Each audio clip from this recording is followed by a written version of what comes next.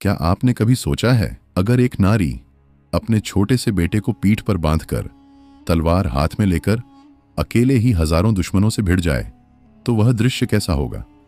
और अगर वह युद्ध सिर्फ अपने लिए नहीं बल्कि पूरे राष्ट्र की स्वतंत्रता के लिए हो तो? आज मैं आपको सुनाने जा रहा हूं एक ऐसी ही कहानी, एक ऐसी रानी की जिसके नाम से ही अंग्रेज कांप जाते थे।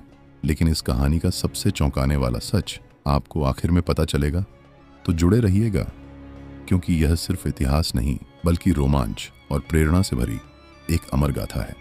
वाराणसी की गलियों में जन्मी एक नन्ही बच्ची, नाम मणिकर्णिका। लोग प्यार से बुलाते थे मणु। मणु बचपन से ही अलग थी। जहां बाकी लड़कियां गुड़ियों से खेलती, वहीं मणु घोड़े पर सवार होकर दौड़ लगाती। तलवार और तीर कमान उसकी पसंदीदा खिलौने थे। उन्हीं दिनों वह दो और बच्चों से दोस्ती करती है, नाना साहेब और तात्या टोपे। किसी को क्या पता था, यही दोस्ती एक दिन भारत के इतिहास की दिशा बदल देगी। समय बीता और मणु की शादी हुई झांसी के राजा गंगाधर राव से। अब वह लक्ष्मीबाई बन चुकी थी, झांसी की महारानी, जनता की प्यारी रानी। लेकिन किस्मत को कुछ और ही मंजूर था। पहले उनका बेटा चला गया, फिर पति का भी निधन हो गया। रानी ने दत्तक पुत्र दामोदर राव को गोद लिया।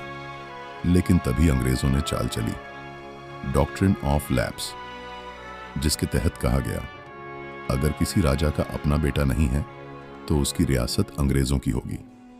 झांसी पर भी यह नियम लागू कर दिया गया और तब रानी के होठों से वह वाक्य निकला जो इतिहास में अमर हो गया, मैं अपनी झांसी नहीं दूंगी।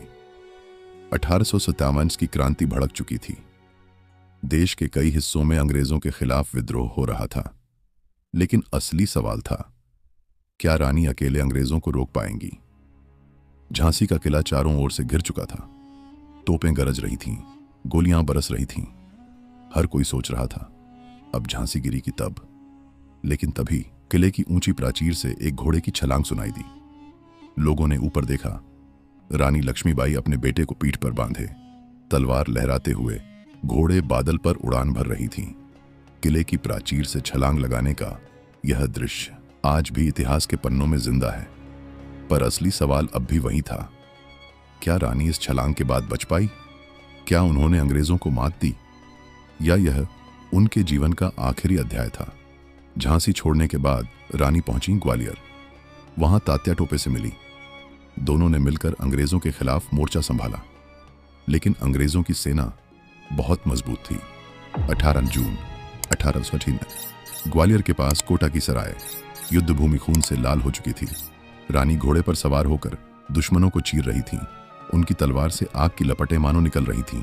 अचानक एक अंग्रेज सैनिक ने पीछे से वार किया। रानी लहूलुहान हो गई, लेकिन आखिरी सांस तक तलवार चलाती रहीं और फिर अपने प्राणों की आहुति देकर अमर हो गई। याद है, मैंने शुरुआत में कहा था कि इस कहानी का सबसे चौंकाने वाला सच आपको अंत में पता चलेगा। तो सुनिए, रानी लक्ष्मीबाई को अंग्रेज कभी बंदी नहीं बना पाए। उन्होंने अपने बलिदान से अंग्रेजों को यह एहसास करा दिया कि भारत की आत्मा को जंजीरों में कैद नहीं किया जा सकता। उनकी आखिरी इच्छा थी, अंग्रेज मेरे शरीर को हाथ न लगा पाए। और सचमुच उनके अनुयायियों ने उनका अंतिम संस्कार युद्ध भूमि में ही कर दिया। इसलिए अंग्रेज उनके शरीर तक को नहीं पा सके। रानी लक्ष्मीबाई की गाथा हमें यह सिखाती है, अन्याय चाहे कितना ही बड़ा हो, उससे डटकर लड़ो। अगर हिम्मत है तो असंभव भी संभव हो जाता है, और एक स्त्री भी पूरी दुनिया को चुनौती दे सकती है। आज हर भारतीय के दिल में रानी लक्ष्मीबाई जिंदा हैं। वे सिर्फ इतिहास नहीं बल्कि प्रेरणा की अमर ज्वाला है। अगर इस कहानी ने आपके दिल में भी जोश जगाया है तो इस वीडियो को लाइक कीजिए, चैनल को सब्सक्राइब कीजिए और इसे अपने दोस्तों के साथ शेयर कीजिए, क्योंकि हर किसी को यह जानना चाहिए, मैं अपनी झांसी नहीं दूंगी।